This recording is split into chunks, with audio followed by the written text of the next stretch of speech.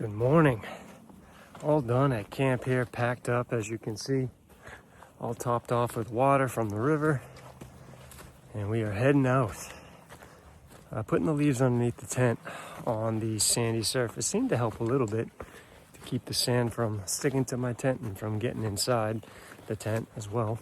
I'm slow rolling this morning. I was exhausted from yesterday, but we're heading out. I think it's just before 9 a.m. Now it's a little bit overcast, a little bit cool actually, so I had to put on the hoodie. I think the day should warm up though as we move along. But camping there last night was great. There were a few people like rolling in and out on the beach down here. I think I heard them briefly, but they pretty much kept to themselves, and then I passed out. There's a few people camping at the river, like in a riverbank down the way. I think they were kayaking or canoeing. So you could hear the voices kind of bouncing around on the river and the music. But overall, fairly quiet and no issues. This section, it is cleared, but it's definitely beat up. Not as well manicured as some of the other sections, and it can be a little confusing, like here, which way to go. Looks like it continues this way.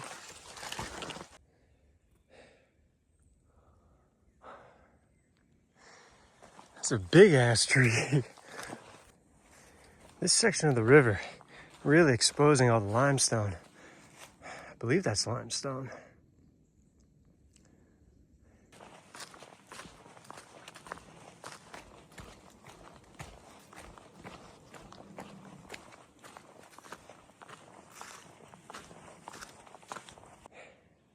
It's another big old sinkhole.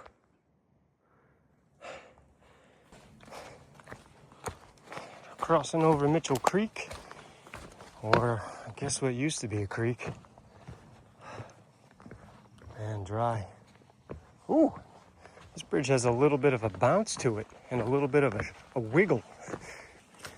After Mitchell Creek, you get spit out onto a wide open road. So that road was only a couple steps. Take a immediate right after that intersection, and time to hop over a big old blowdown. So I'm walking along this road thinking the trail continues this way, but I look up and I haven't seen a blaze for quite some time because I'm just, thinking in my own head, not paying attention. And then I look over to my left and I see a blaze right there, which leads me to believe the trail's actually over there. And then as I get closer to the blaze, I see there is like a little worn down footpath. So I think I'm not the only one that missed that turn back there, and I'm too exhausted. I just don't feel like going back to find it. So yeah, somehow I missed this, just a few paces back, but no worries. We back on it. It ends up bringing you back to this road anyway, so actually I would have been fine just walking straight on this. And then we turn back into the woods. Trail maintenance team did a good job clearing all this, cutting everything down for us. 'Cause this is a mess. I read comments from prior years and they said this was impassable. I believe it now. No hunting. Now entering the Holton Creek area. So apparently this section should be clear now. I know a lot of work went into maintaining this one because I think last year it was pretty much a mess. I'm about 0.5 miles into this Holton Creek section, and so far the conditions have been perfectly fine.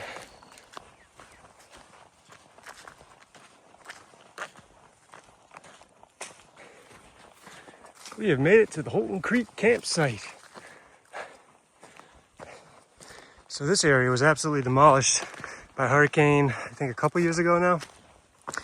And it looks like they are rebuilding the site, which is great. You can see a lot of new construction going up. So the trail just continues. Looks like it continues through here. Or maybe over here? I don't even. So because there was construction here, I kind of had to walk around it. And then it continues right through this way, kind of like around the camp.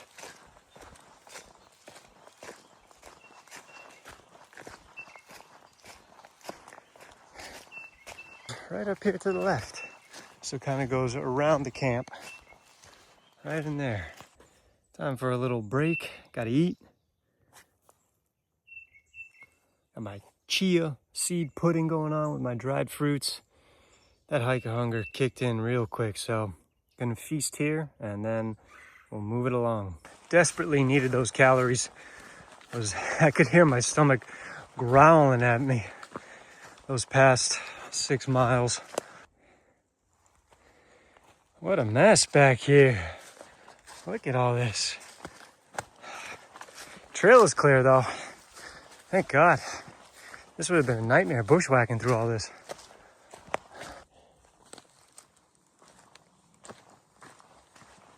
That's a big blowdown right here. I believe you can access water down here. It's a little steep, but yeah, that's doable. I think I'm gonna top up here. It's pretty cool down here by the river. Looks like there's a overlook right there that you cannot access. And then right in front of me is a massive cypress tree. Look at this thing. Now you see where that line is on the trunk?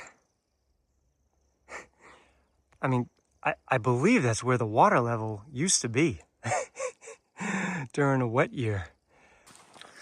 All topped off with water and back to it. That water was crystal clear.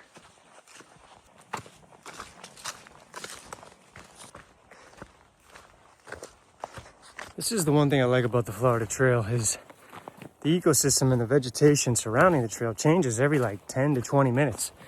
So as you saw, I was in some pretty thick, dense, very narrow like vegetation going up on either side of me. Now, I'm out in an open field where the tree population is very sparse. And as you can see, the ecosystem, vegetation changed up again.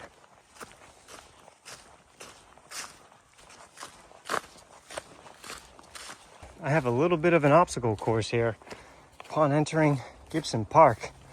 A lot of step over blowdowns. I'm just maneuvering my way around. Coming up to Country Road 751, trail continues up to the right, but Gibson Park is right across the way, so we're gonna go check that out, see if they have any water. Heard conflicting reports, so see what's going on over there.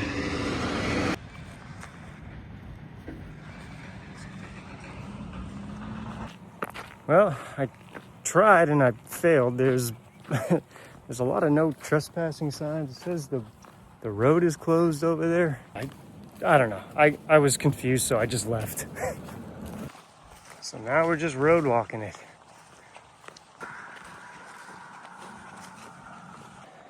Walking over the Alapaha River.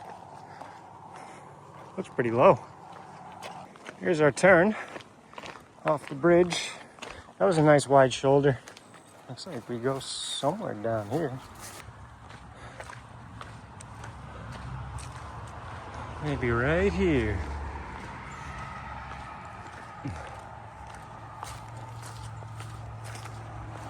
This is the Alapaha River. Very stagnant. Does not look appetizing as a water source. Now we on a road. Yeah, so I just checked my mileage today of what I've completed already. I've only done 13, maybe 13 and a half. So I definitely have at least 6 to 8 more miles in me. Continuing straight on Dragon Way. And we turn back into the woods.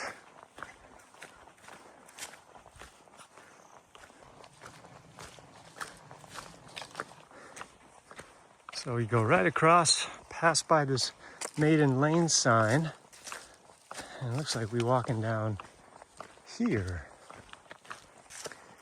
Then we take a quick left to go back towards the Suwannee River. So of course, the camping spot I was looking at, already taken. Already taken by, I think, a couple of teenagers. So didn't want to stick around there. I feel like I'm also competing with people on the river kayaking for beach spots. It's a tricky game sometimes on this Suwannee River. Trying to find a place to pitch a tent.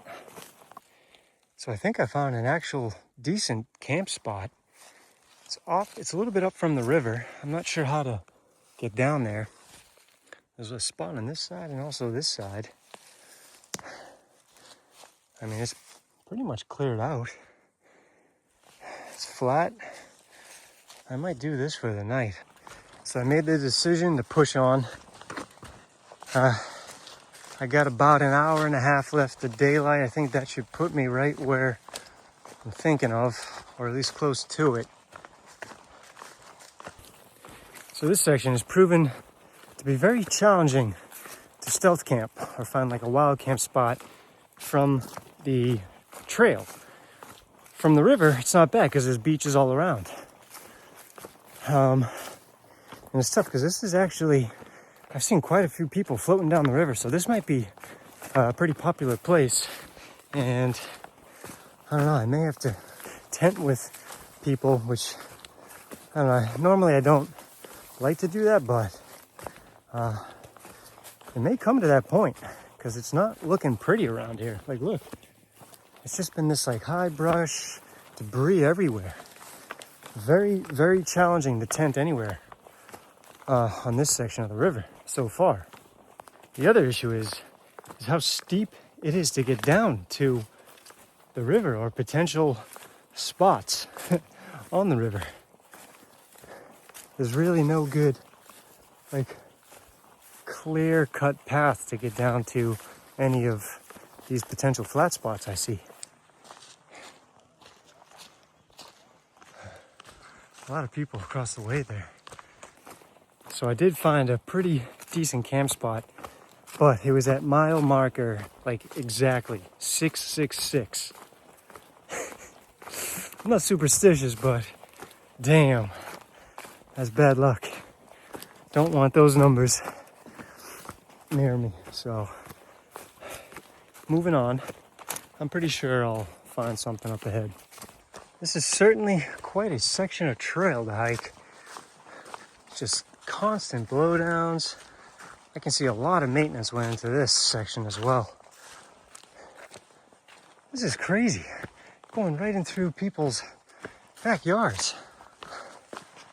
Damn, if I knew this, I think I would have stuck at that mile marker 666. This is weird. I was not expecting this. Just open up right into a little community. And then we turn off here. Oh, looks like there's a trailhead right here.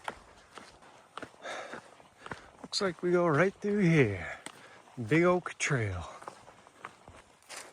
Looks like I come out on some type of road here. Could this be a good camp spot? I don't know. I hate when I can't, when there's no like immediate camping. This is not fun. This spot up here it better be available, and it better be open and as described as in far out. Although there is no comments about it, so I don't know. I'm not sure if anyone has camped there or not, which makes me wonder why there are no comments about that campsite. It's truly amazing. Up until this section, this side of the Suwannee, there's been camping on either side, plentiful. But then this section, nothing. Absolutely nothing. And it's getting dark out. Always a race against the sun. I thought I found a spot. It looked good, but then as I got closer, it was overgrown, a little bit sloped. but it's close. It's a good sign.